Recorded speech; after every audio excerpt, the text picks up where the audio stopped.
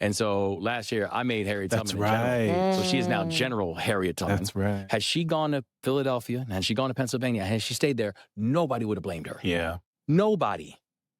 But she kept going back and kept going back and kept going back. Saved dozens of people. Went back even for her own husband, who, when she came back, found out had taken up another wife. I would have left his I'd have ass, so left he's him. co-bred. She's My better husband than wouldn't me. have done that, though, to Mine be very either. clear. But My I would husband have would have jumped right came over with me. there. My husband would have been leading the chart. Mr. Townsend would have been out front. He would have okay? been. He would have. Mr. Townsend would have been Baby, out he would have front. been there. Okay, I'd have been like, everybody but you.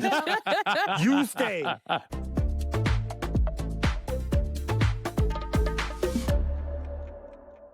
Well, greetings, everyone, and welcome to a special edition of Clock It. You see, we back together again. Yes, look at this. Okay, That's how we why are like we this. here? Well, we invited Maryland Governor Wes Moore to the group chat for our entire show. He's our first politician. Ever. He said he ain't no politician. Well, we gonna find no out about. politician. We're gonna get into he's, it. He's not one. He's having a big July from his speech on the 4th that was meant as a counter to Trump's campaign rally on the Mall to the announcement that Maryland will convene a special session of its General Assembly at the beginning of August to discuss putting a redistricting amendment on the ballot in November. Well, Governor Moore, he has been doing big things for a long time. In case you missed it, he was a Rhodes Scholar, a captain in the U.S. Army, and a best-selling author. And he was elected as Maryland's first Black governor in 2022. But the word on the street, Eugene, Is that he may or may not be looking at a different seat in 2028. He always says no. child, he People running for ask about re-election it. right now. Okay, but he's very busy. Look at us talking about him like he's not sitting Like right he's here. not sitting right here. The executive mansion is stone's throw away from Annapolis. But thank you so much, Governor, for coming in. This is a big deal. We're very excited. We're excited. I'm excited to Yes. clock it, man. Yes. You know, we yes. appreciate that you're a listener, you know? Yes, now. Yes, we Yes. love No, it. I'm not a listener. I'm a fan. Oh, Fancy. There's a We'll take difference. it. I want to start with the special session announcement. So this was yesterday. And in your announcement, you said, across the country, we are watching coordinated efforts to weaken voting rights, dilute Black representation, and bend the rules of democracy for partisan gain. At the very moment when core protections of the Voting Rights Act have been gutted and the right to fair representation is under assault, until we have national redistricting reform, Maryland will not be caught flat-footed. This is something that you guys have tried to do. It passed in the House, died in the Senate. Now you want to take it to the voters. Yes. Why will this time be different? I think this time is going to be different because I think people are hearing that this is not a whisper. This is a yell that we are hearing from folks around our state. What we have seen and what we were warning against literally for the past 8 months, and actually been longer than that, Yeah. is saying that the Trump administration is not playing.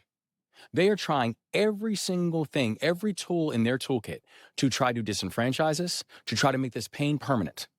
And when we are watching them talking about nationalizing elections, when we're watching them talking about getting rid of mail-in balloting, when we're watching them talk about asking the states to give up their voter files, when they're talking about putting federal agents to guard the voting booths to keep rigging from happening, when they're talking about things like asking Republican states to redistrict but Democratic states to sit on our hands, like, let's be clear about what's happening. You're getting robbed in broad daylight. And we just refuse to let that continue to happen. And so what I have always said is I believe in national redistricting reform. I really do. And I think that there You needs think there should be a federal, legislation? 100%. And in fact, Democrats actually introduced it before, and not a single Republican voted for it. But now when I'm talking about we need to make sure that we are responding, and now I'm hearing, people saying, Republicans saying, going against, national redistricting reform. I'm like, no, I'm not. I believe in national redistricting reform. But until then, we are not going to sit there and get punched in the face while we're sitting on our hands. You know what? This is something Eugene and I have talked about, but I think that there is a tension throughout our politics for a long time, but especially right now. And I think the difference boils down to the people that want to be right versus the people that want to win. Right. And it sounds to me that in Maryland, and to be clear, I think you were consistent that you wanted to change the maps. You wanted to call a special session a while ago, but the Senate president was not on board. Yeah. The Senate president put out a statement that said, they're doing things at the Supreme Court. And I was like, okay, now we're singing new tunes. It feels like Democrats in Maryland, but across the country, are getting more into the posture of like, okay, we would like to win, but winning requires maybe doing some things differently. Well, and also, I actually don't think this is a race to a bottom just because you're looking to win. What I'm simply saying is, are we playing by different rules or not? I'm just simply saying, let me know the rules, and I'll be able to adjust. And so we're sitting there holding tight to something that feels, frankly, just archaic. at this point. When you were watching them manipulating it to make this pain permanent. And when people talk about, what does this all mean? This is not just about an election or a vote. This is about the fact that we have seen how life has become harder on everybody over the past year and a half. We're seeing how in Maryland, we've had over 31,000 people fired. Federal workers, over 31,000. That's more than any other state in this country. The assault that is happening on us, it is real. And what I'm saying is, I will make sure that I'm going to protect my people, always, and against anybody.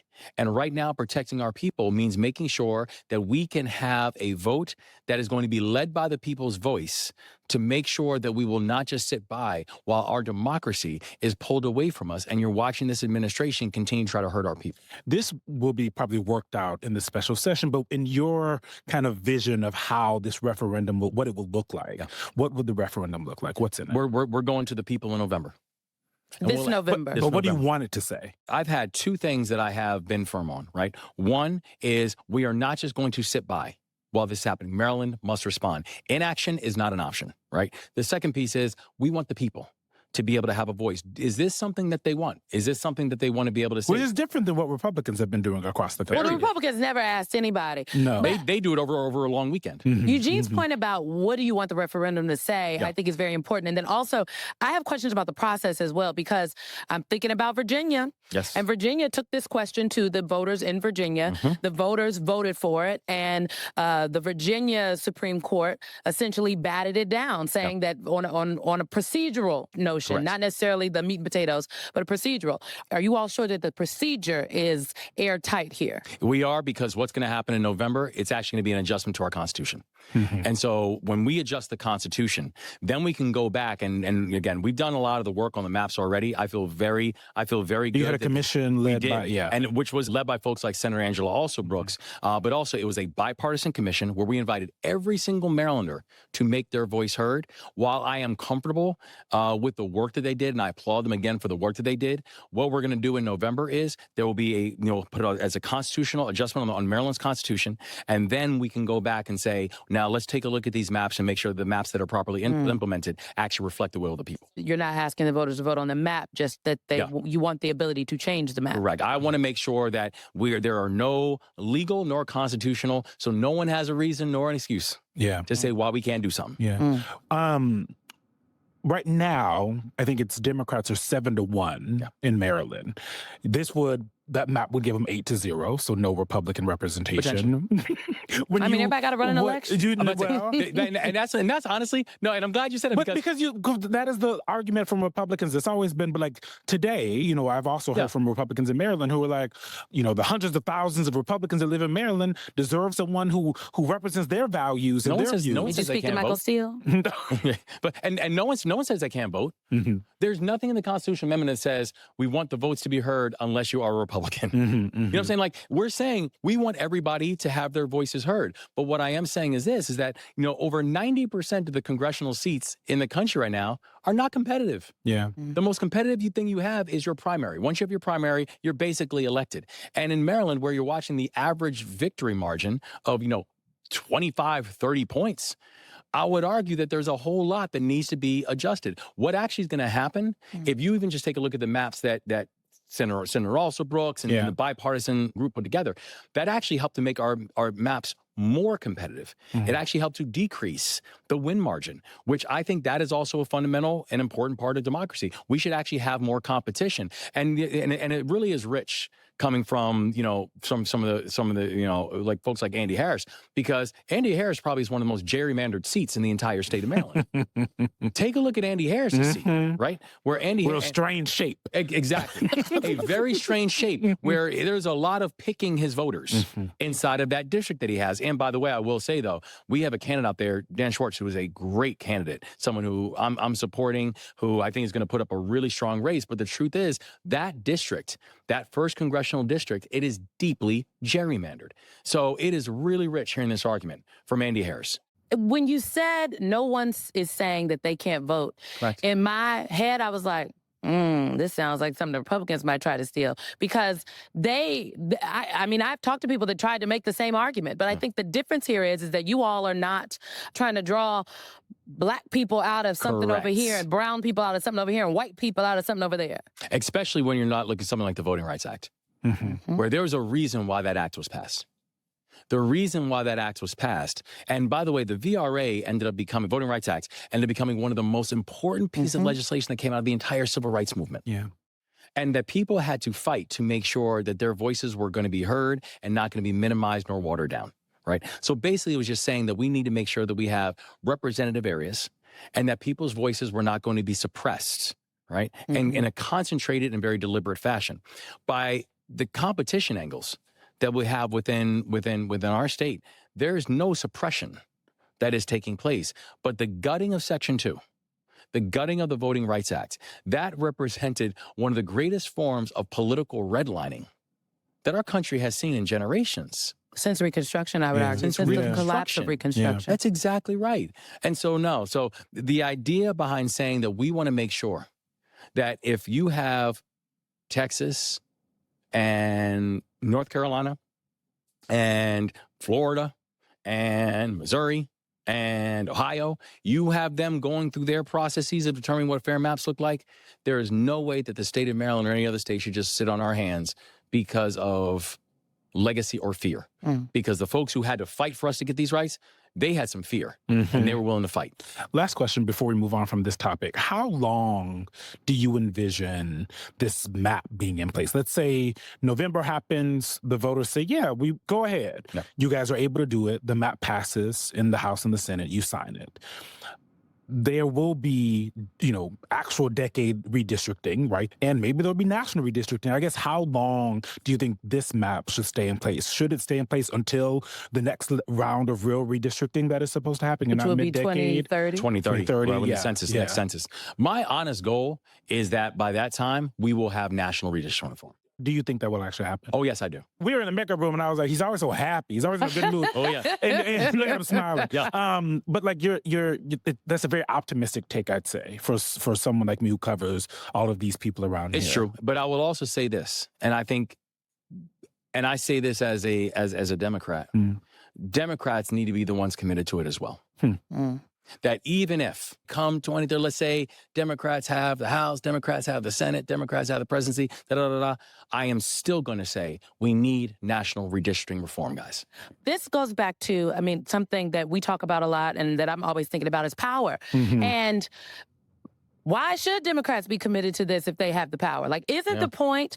I am struggling with this tension myself because you can't create change for people if you do not win, if you do not have the seats, if you are not in the position of power. And so if Democrats do put themselves in a position of power, not just in Maryland, but across this country this November and then potentially in 2028, why should they do anything that could potentially hamper them? Like, shouldn't they just go balls to the wall, for lack of a better term? Yeah, like why should they make things fair? Yeah. Why should because they be they were trying to committed? make it fair. As somebody that spent my life as a Democratic operative, the Republicans never tried to make it fair for us. Well, because I think we need to think about how are we talking about and defining fair and how are we making sure that people are not violating the laws once they get back into power and then turn around and hurt us. A perfect example was, I have said that I'm very thankful for the fact that I'm one of 51 people in the United States that have the power to pardon an American, right? Only 51 of us in the world can do this. And when I think about how I've used the pardon power, where I've used the pardon power, I pardoned over 175,000 misdemeanor cannabis convictions in the stroke of a pen. Because I think it is crazy that we are giving people essentially a life sentence for something that should not be a life sentence, for something that's not even legal in my state anymore. But also I saw how the President of the United States used the pardon power. I used how he used the pardon power to pardon these people on January 6th. He used the pardon power to pardon his business associates and people who came out and turned around and invested in his kid's company, right? I am so disgusted by how this man has used the pardon power. Like it's a reality show. Like I'm gonna wait for you to grovel to me. That's not the intent. Henry Cuellar, one of the congressmen who's a Democrat, he pardoned him and was pissed because he thought that would convince Henry Cuellar to turn into a Republican. Correct, right? So it's like, these are chits, these are favors. That's not the intent. And so what I have said, we're talking about power, where if that's how the pardon power is going to be used, I would, and I'm very proud of how I've used it, I would take it away from all of us, to include the President of the United States. And I would say that there needs to be an independent body that deals with the issue of pardons, as we actually have in the state of Maryland as well, but I also have a unique power to do things unilaterally. But if we allow a window and an opportunity for people to so abuse that, then my point is, then take it away from everybody. That's how I think we need to look at what becomes of this next phase, because we are going to get past this Trump era. And I believe deeply that history was not going to remember this administration well. But for these folks who just kowtowed and sat on their hands and groveled to these people, history's going to remember them worse. And I think that we have a real obligation that when we move past this moment to think about not just how do we correct for Trump, but how do we actually build a society that's fair and where all of us can be seen and where the law actually protects that and supports that, and not one where we have to end up circumventing around the law in order for us to be able to achieve our God-given destiny as well. These are the same questions people were asking during Reconstruction, frankly. That's exactly the exact right. same questions. That's exactly We're right. in another post-Reconstruction period in America, I believe. Yeah. Okay. Yes. We have a lot to get into, but on the 4th of July, you actually gave a speech at the Maryland State House. You spoke for less than 20 minutes, and Trump spoke that day too for twice as long on the National Mall. Barely on July 4th. Child, it was raining. That weather had him on. I was at almost home like, well, dang, are we going to 4th, get it tonight? Look, Are the we going to fireworks get it was on tonight? July 5th. They were. July 4th, the fireworks on July 5th. That is. And they were loud. They were very And the loud. air quality was bad in the city Terrible. after that. Both Governor Moore and Trump spoke about patriotism and veterans, but the ways that you spoke about them were very different. Actually, you know what? Let's just play it for the people. Today, there are those who will use patriotism to justify pulling books from schools and rewriting history until it comforts those in power. In reality, that's not patriotism. That's nationalism. And nationalism is not an extension of patriotism. They are not interchangeable. There's a difference, and it does matter. Patriotism asks you to fight for values and an ideal. Today's version of nationalism asks you to fight for a person or a group. That was good. The difference between patriotism and nationalism, I think, aren't fully understood. That's right. And I also think that there has been a bastardization of patriotism. And I say that as a military brat whose father went to war all the time for this country. So like when people are like, you black people or you people who at MS, y'all not patriotism, you don't have enough patriotism. Yeah, there's no one more patriotic, I think, than black people. In America, after that's for everything that damn we've sure. done, Right. after everything that we've gone through, we continue to stay here and fight for the country to be better. But when you think about how we are having a conversation about what is nationalism and patriotism, when you think about what comes out of the White House, when you think about what comes out of that building behind you there, the Capitol, how should people be thinking about it? And how do we make sure that actual patriotism wins out in this battle? Well, I think we have to, remember that when this country was first founded, even the folks who put together the first documents, they understood that this was not a perfect country.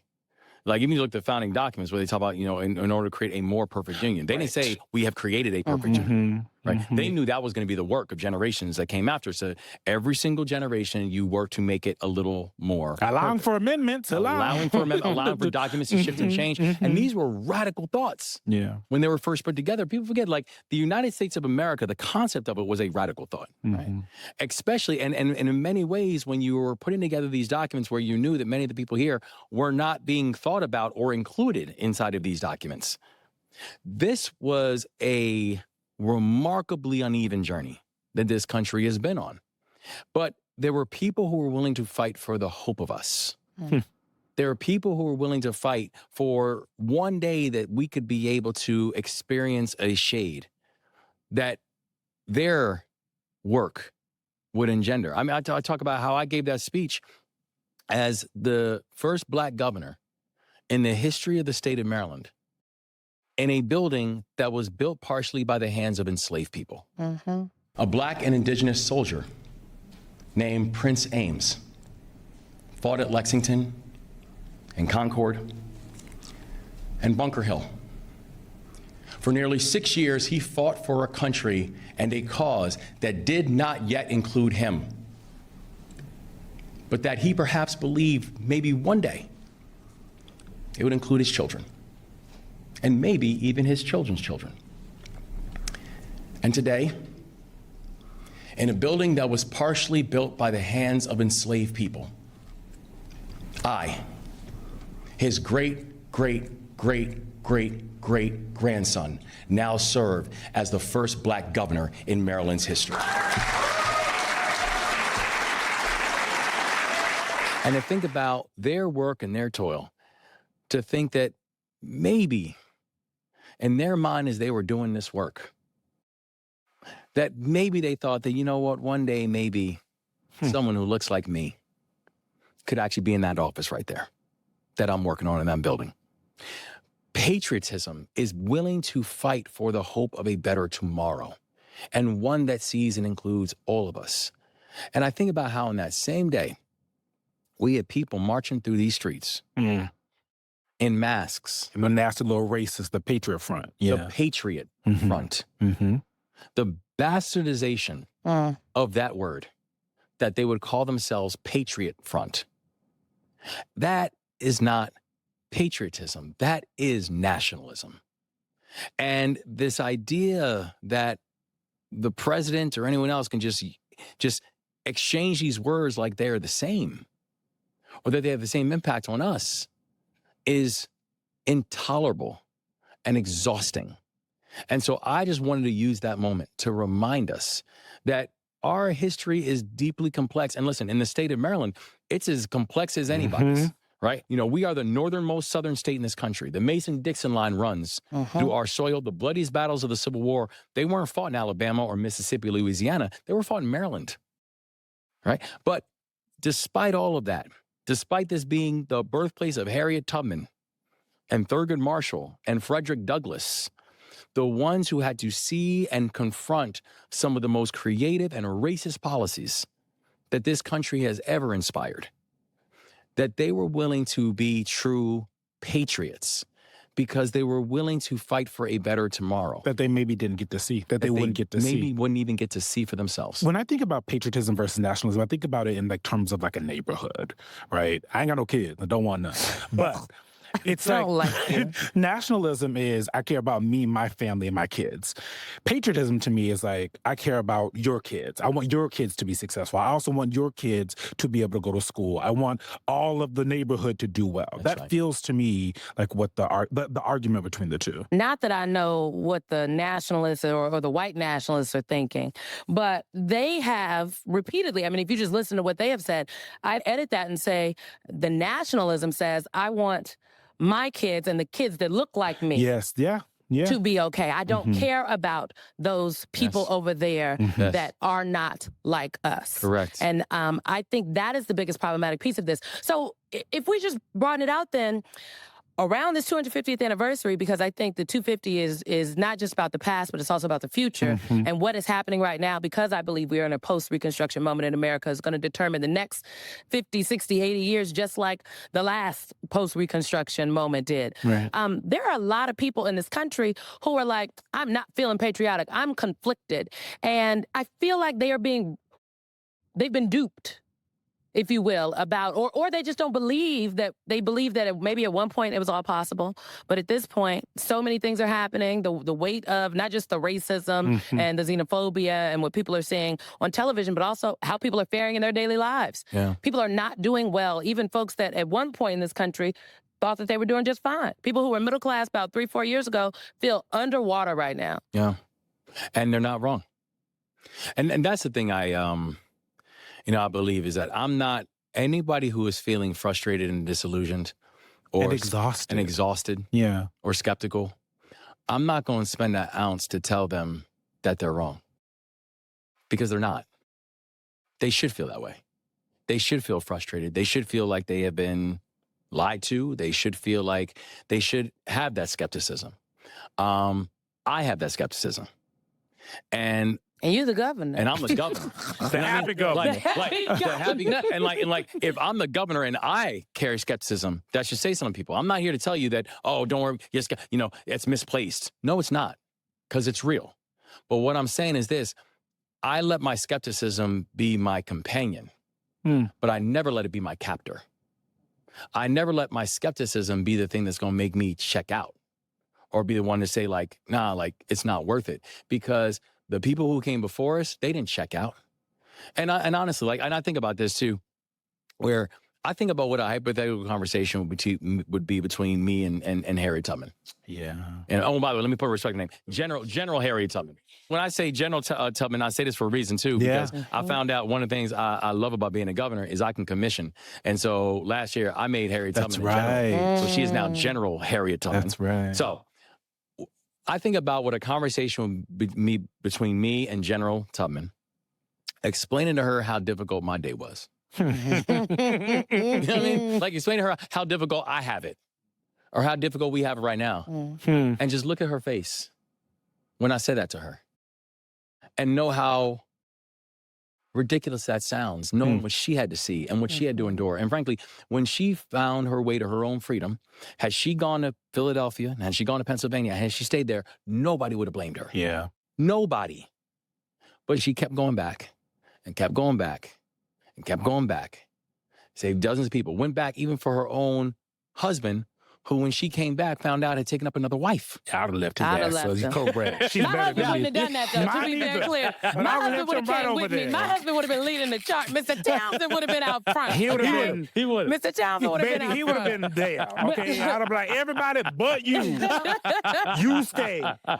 Harriet better than me. Leaving him right there. And she kept on going back. Yeah. And I think to myself, I was like, I understand the skepticism. And I can't even imagine what the level of skepticism must have been for her. And she kept on fighting. And I just refuse for our generation to be the first one that blinks. Yeah. Because they didn't blink. And I respect that.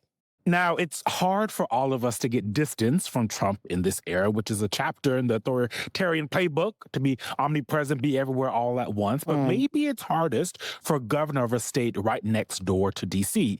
You have disagreed with him over how to deploy Maryland's National Guard at times. You did deploy the Guard to assist with America 250 events. Yeah. So for you, there's a good reason and a bad reason to send the National Guard into a city like D.C. You know, because people have been critical. I will know, Governor. Some people online are like, they've got petitions. And when I saw it, I'm like, well, where were they going? And for America 250, why did you think that was important? Well, I thought it was important for a couple of reasons. And one is I do not have an issue as the Commander-in-Chief of the Maryland National Guard. We have had to deploy folks overseas. We have had to deploy folks for natural disasters. We've had to deploy folks when it comes to supporting our neighbors. And America 250 for us was really a situation where we were just supporting our neighbors, where we knew with that influx of people that DC was going to need support for it. So I authorized for chaplains.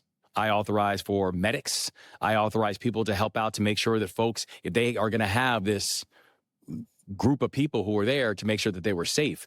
That was the authorization, for nothing more. And I was very clear with all of our commanders and very clear with all of our people that this was for a very tailored operation. This was a very, very specific operation. And the people like our chaplains and the people like our medics and the people who were there to just make sure that people were moving around safely, that was the limitations of their operations. And that is exclusively what they did. This was not open-ended.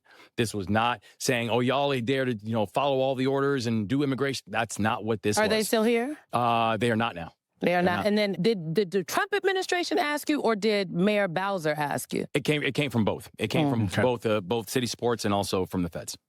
All right. Well, I was very interested in this, so I'm glad we were able to get to this. I'm also very interested in one of these programs that you have launched since you were sworn in.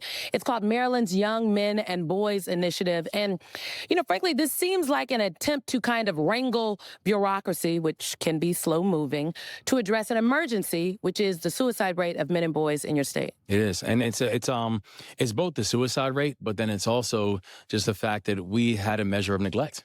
And I think about it where it's like, it's both from the data and the numbers that we've seen, right? I mean, yes, it's, for men in their 20s, we've seen, an increase of suicide rates by 30%, that the employment rate and the job participation rate hasn't moved for young men and boys in our state, since the 1960s. So all this stuff is real. But it also is very personal for me because I was raised by an immigrant single mom, right? I was raised by a woman who unexpectedly, when my dad died in front of me when I was 3, she then had to raise 3 kids on her own. And like, my mother's an angel. I also know there were certain things about my journey into manhood that she couldn't teach me. It's the same thing about my daughter right now. I have a 12-year-old son and a 15-year-old daughter, both of whom I love with all my heart. And there's nothing I will not do for my kids.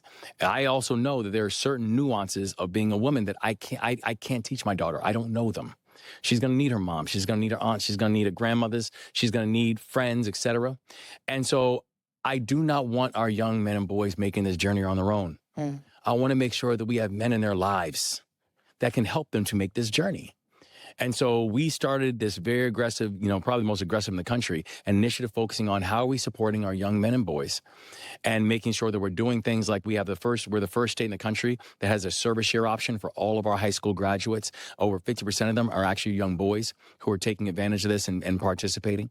What's the service share? Sorry. So for every high school grad, they have a chance to have a paid year of service to the state of Maryland. And they can do whatever they want. They say, I want to focus on, I want to focus on veterans. I want to focus on young people. I want to focus on the environment. I want to focus on whatever it is. The only thing we tell them is, tell us what makes your heart beat a little bit faster. And we're going to give you a paid opportunity to go do that. And to see the success for all of our young people, but particularly for these young men and boys, has been amazing. The fact that we've now focused on getting more men, and particularly men of color, inside of the classrooms, because we're watching a situation where we had such a shortage of men, particularly black men and men of color, inside of classrooms. Have you ever had a black male teacher? I did. I had one. Really? I had one my entire 12 years of, first grade to 12th grade. I had one. Yeah, I had one. I've never had a black gay one. Oh, he went out. Really? I'm not going. We loved him. He went out, but I never had a black male teacher until college, and it was a husband and wife, and they were from the Congo. Is that right? Yeah, but that was it. I went to school in Nebraska, but still, there's black people in Nebraska. Hello. But not a lot of y'all. I think I have the same thing. I don't think I had a black male teacher all throughout until college. Because what's so interesting is, and I always think of things in terms of politics, so excuse me. But one of the things in 2024 that we kept hearing, that I kept hearing, and I asked first the Biden campaign and then the Harris campaign about, I asked really all these people, is black men, for example, who feel like no one is paying attention to them, yes, right? And men feel like that overall. Yes. There's a lot of that. That's right. But I think black men and brown men specifically are they are watching as people focus on the LGBTQ plus issues. They're watching as, people focus on women's rights, quote unquote, whatever that is, right? These different categories that really are kitchen table issues, right? The same thing, but people see them in these buckets. So when you think about what it looks like as the only black governor in the country, how do you say to black men, this is what masculinity looks like, where it's not, because there are a lot of people who are like, Eugene's not masculine. Well, babe, I play college football, so try it if you want. And when we had to dive under the tables at the White House Correspondents' Dinner, Eugene jumped into action. I was like, we have a man among us. Don't let the stuff fool you, okay? Don't let the little ankles out fool you. I told my husband, I was like, I'm okay, Eugene. Exactly. Eugene Correct. put me in his Uber. Correct. But there is something there where it's like, Yes, how do you teach men to be men, whatever that means to them and to you, while at the same time making sure that all the lessons that we have learned from decades of how men should be interacting with women, how they should be interacting with their children, how they should be interacting with the world around them. Like, how do you do all of those things at once? Because it's a heavy lift. It is a heavy lift. And also, I don't think we get there by trying to come up with kind of these phony expectations, limitations about what being a man or masculinity is. Yeah. I think that, you know what we want for our young boys? I want them to come up being protectors. I want them to come up knowing that they have to be providers. I want them to come up knowing that they have a place in the world, that we need them. We need them to succeed. We need them to grow and to take on this important position within our society. And you know, one of the amazing things I've found with a lot of the work that we've done with our young men and boys all throughout Maryland, do you know who have been some of the greatest champions? Women. Because when we're talking about it, they're like, you're talking about my son. You're talking about my brother. You're talking about my father. You're talking about my uncle. You're talking about my friend. And so some of the greatest champions of the work that's happening in Maryland right now, which is, again, some of the nation-leading work, have actually been women, have actually been Black women who understand that if you really want to make sure you're supporting your women and girls, make sure your men and boys are okay. Make sure that we don't have a situation where they are coming up feeling like they are problems that have to be solved, but actually that they're assets that have to be unearthed. And that, I think, is one of the greatest gifts that we can give to our young men and boys. Make sure that we understand you are loved, you are needed, but your responsibility in all this, I need you to be a protector. I need you to be a provider. I need you to understand your space in this world.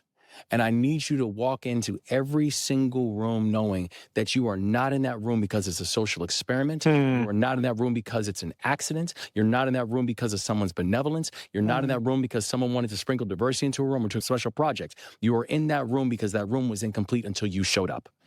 You know, Eugene, as the governor is saying this, it made me think about when you said not a problem to be solved, but an asset. Since the last presidential election, my Democratic friends are talking about, well, there's a problem with young men. We got to fix the young men problem. And I appreciate, and I think a lot of people should take note of how you just framed it, because, you know, I'm not a young man, but I can imagine young men out here hearing Democrats talking about fixing them as a problem. Like, ain't nothing wrong with me. Yeah, exactly. That's right. And that There's does not make somebody want to engage. Yeah, no, I think that's right. I think that's right. I do want to move to more politics. I want to zoom out a little bit to kind of where the Democratic Party is right now. The New York Times put out this check-in with Black voters, 13 Black voters that they looked into, and they asked them a lot of questions. A couple of things that came up that I thought were really interesting. One is this person, Susan from Washington. She's a library tech and Democrat, 67 years old. The GOP is dirty. We should play dirty, but they play nice, talking about Democrats, which is really interesting. I don't know what dirty means to everybody, but... This right up there with fairness. Correct. They also... It means trying to rig elections. Well, they also threw out names of people that in the party they feel are like leaders in the party. You probably know that they talked about you. Tim, 70, North Carolina Democrat. He manages a warehouse. Look at the governor of Maryland, Wes Moore, excellent. They asked, what do you like about him? Tim says he's another Obama, which there's a lot there, but we'll move on. The way he carries himself, charismatic, speaks well, looks good, looks good. They say he's not ugly. He's not ugly, he's pretty, educated, no scandals, wife and children, perfect. Sharice is a 55-year-old Maryland Democrat. Wes Moore is a really good governor. He's been doing a great job, and they don't speak of him often, but he does do a great job here in Maryland. I believe that. They talk about Stacey Abrams, John Ossoff, and Jasmine Crockett. And I'm curious, and it wasn't even in the terms of like 2028, which, you know, we're going to try to get to, but it was just the idea of who's fighting and who's doing things that are for us, right? Like who's out there feeling like they're talking about us. When you think about how the party needs to be focused on the base and the foundation of the Democratic Party, which is Black voters, older Black voters especially, what have they been missing? What has the party been, like, why does the party feel like it's faltering in that place? I need a pen for the dissertation. Look, because give them a notebook. look let's not out. forget, Where do like, we you know, start? We black got- women, for example, who the 92%, we're who say tired. they have been doing work over and over and over again, and they don't feel like there's any benefit. What is the party missing when it comes to understanding That's black such a voters that's such a specifically? lofty, broad That's why I've tried to question. zoom into black voters. If you say, what are they missing, period, is a longer, we need another 3 hours. Well, you know, I think part of it is I think people are frustrated. The only time that we have conversations about black voters is during election years. Which isn't even new. This is something Which is that not new. black voters have been saying for a long time. And it's like, guys, listen, if you're having a conversation about why you lost black voters in the last election, to be clear, it's too late. Right. That's not the leading indicator. That's the lagging indicator. Mhm. You lost them a long time ago. Yeah. And part of the thing that I get very frustrated on is oftentimes when I think about the Democratic Party, where everything is slow, but our pain is fast. It's like we've been dealing with these issues for so long, and we've been carrying this weight. And every day, it's like the old poem: we wear the mask that grins and lies, and it hides our teeth and it shades our eyes. This debt we pay for human God with broken and bleeding hearts we smile, right? It's like every day we wear the mask, and we just get up and we just handle it with a hope and an expectation that maybe someone will move with a speed to be able to address the fact that we have real issues and real challenges.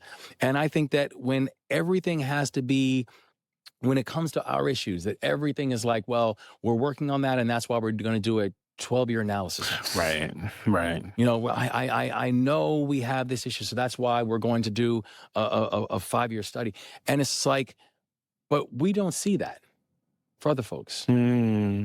No, because when the farmers need a bailout, they just get it. Well, they just get it. When the farmers need a bailout, they just they write the bill, they it's write the not bill and it's emergency. done. Yeah. It's an emergency. Yeah. And we just want to feel like, when is addressing our pain an emergency and not an afterthought?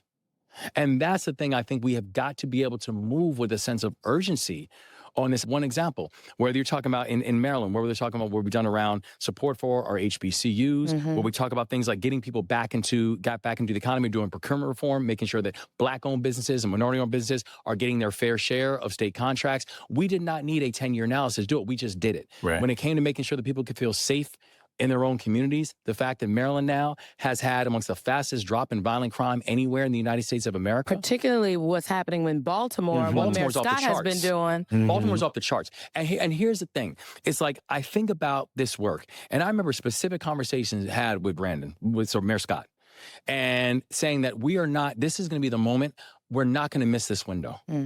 When we have people who are aligned, when I have a mayor, when we have community violence interrupters and groups who've been on the ground doing the work with no money. Do you know, until we got on board, our community violence interrupters weren't getting $1 of state funding?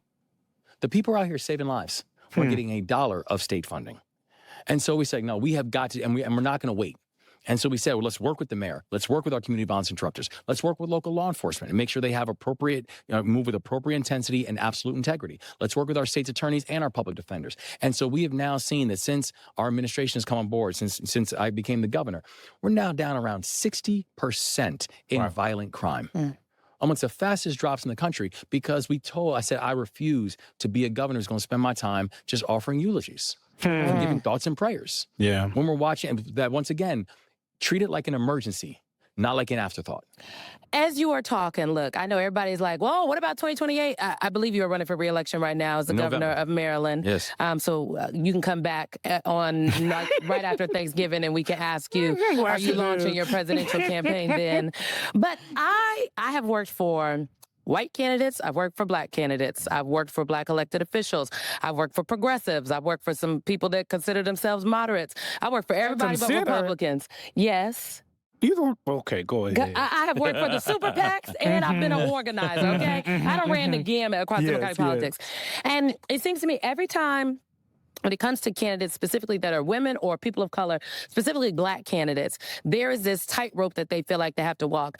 I have, in all the times that I've heard you, that I've been in conversation with you, I've never heard you like hedge on Black issues. No. I've never heard you, it doesn't seem like you are concerned about alienating white people. Nope.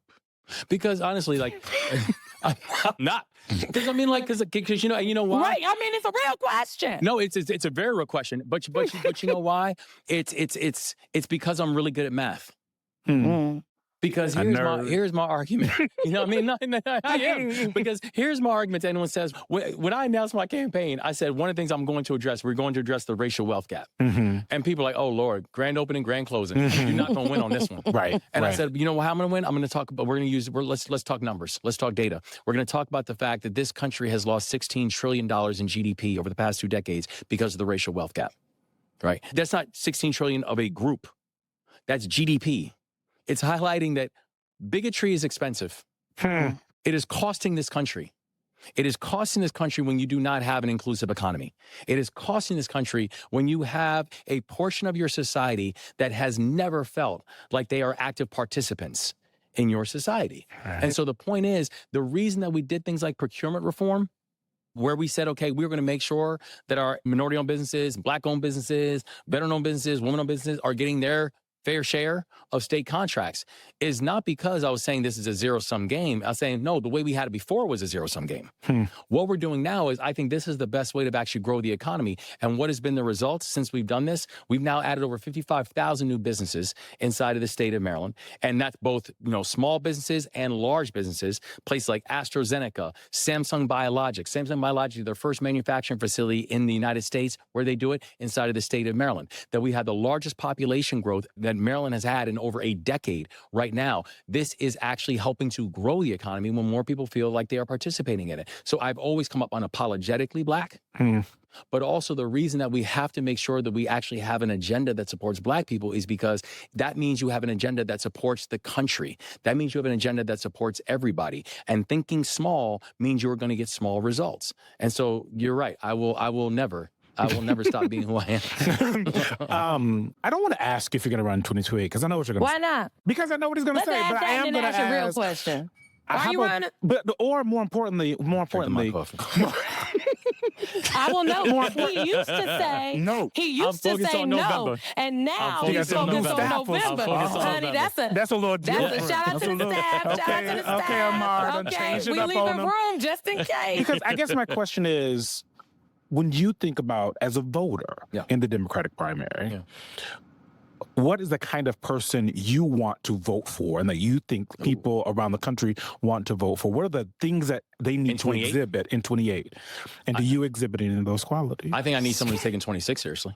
I think if you were spending your time in 2026 just like focusing on 2028, then to me you're disqualified.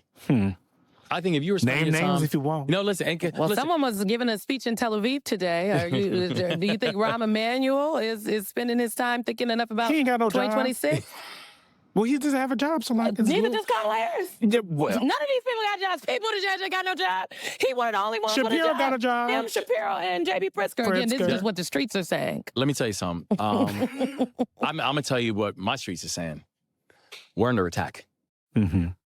What my streets are saying is that we have seen how this administration continues to have us fight wars that none of us understand, that we are spending hundreds of billions of dollars on a war that none of us get.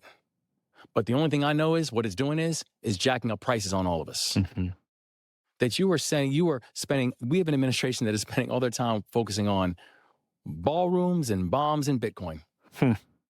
While you're watching gas jump, energy prices jump because we do not have a coherent energy policy inside this country, where you have a president of the United States who is just canceling projects because it's an ideology to him. That we have people literally going in the grocery market, going in the supermarket and having to put things back. Yeah. Because when they get there and they check in, they're like, I had no idea that it was this expensive. And who are like, please cancel that. I got to go put items back. I mean, we're under attack right now. And so what do I want from people right now? And what do I want for 28? I want people who are not just spending their time giving speeches. I want people who are not just spending their time, talking about how bad things are, but not coming with a plan and say, but what do we do to address it? And that's not a criticism of anybody. But what it is if when you hear that, you're like, oh, he's talking about me? then A hit dog will holler. Say Now, this that. is We have to go. No, 'cause Elaine just said- she brought up Rahm Emanuel. Just saying, Rahm Emanuel, he's considering running for president, allegedly. And one of the things he did in Tel Aviv was call for the end of unconditional U.S. support for Israel. Now, this is an issue that I think is going to color the primary that in 2028, whether or not you're in it, and it's going to color how people view the Democratic Party. And I just want to read a little bit from the New York Times story of what he said. Yeah. Unconditional U.S. support of Israel should end, he bluntly warned in a speech, demanding that Israel make major changes if it is to retain U.S. backing at its historic strength. He said that Prime Minister Benjamin Netanyahu and his government have isolated Israel and led it into a dead end, and argued that Netanyahu sees every security problem as a nail and military action as the only hammer. And I'm curious, when you think of this issue that has really been a tension point within the Democratic Party, how are you thinking about it? Your thoughts on what's happening there still, and Netanyahu himself? So I did not read the whole speech, but I will say this, is that I think about what we do in the state of Maryland. We don't do unconditional aid for anybody. In Maryland. I mean, those are taxpayer dollars. Mm-hmm. So every dollar that gets allocated in our state has to get pressure tested. There is nobody who should come in with an expectation that they are just going to get aid or get support from the state of Maryland. That's not how good governance works. Mm-hmm. And so I think that we should have the exact same policy when it comes to federal dollars. There is no such thing as unconditional aid. You can do what you want and you're going to get American taxpayer dollars. Same thing, you can do what you want and you're going to get Maryland taxpayer. Mm-hmm. That's not how we're going to operate, and that's not how we should operate. We have to be very clear about the complications of the region, right? And I say this from my perspective of not just my background, but also my training. Mm-hmm. I know the dangers of Hamas. Mm-hmm. I know who Hamas is. And I know Hamas is not a legitimate negotiating partner. I know there are people who have served in the same units that I've served with that have lost their lives through them. I get that. And I understand that. And I understand that, what happened on October 7th and what they were responsible for, that can never be condoned, nor tolerated, nor just pushed off to the side, right? I also don't know this, and I say the same thing from my background and my training.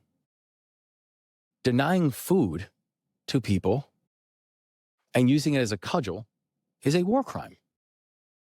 What we're seeing right now in the West Bank with these activists and violent settlers is a violation of international law. Do you think a war crime? So for you, Netanyahu is a war criminal? I think absolutely he's committed war crimes. Absolutely. And I do think there needs to be accountability for this. And so I think that there has to be a way of thinking about how do we come up with a solution where you can say, yes, we can believe that Israel should be able to live in peace and freedom and security. But you know what? So do the Palestinians. Like we are not coming up with gradations of our humanity here. And I think, can we say that we want to come up with a way of being able to support safe, independent, and a safe, independent Israel? Yes. And at the same time to say, like, what we have watched in Gaza, what we've watched in the West Bank, going into, what was happening in Lebanon, where we're now seeing, because of this Iran war, and the Iran war is a whole nother conversation, because let's be clear, I think one thing that President Trump is learning, one side can start a war, generally one side can't end it. Mm-hmm. There is no one who wants this war over faster than Donald Trump, but he's realizing he's not the only one who has a say when this war ends. Yeah. And he's learning that. We could go on, but we are not. Yeah, we're already in trouble. We're already in trouble. Governor Westmore, you must come back after November so we can talk about all the things that happened and what might be on the horizon. Yes. Thank you. We're winning re-election in November. That's got to happen. On message. Governor Westmore, thank you for your time. We appreciate it. Thank you.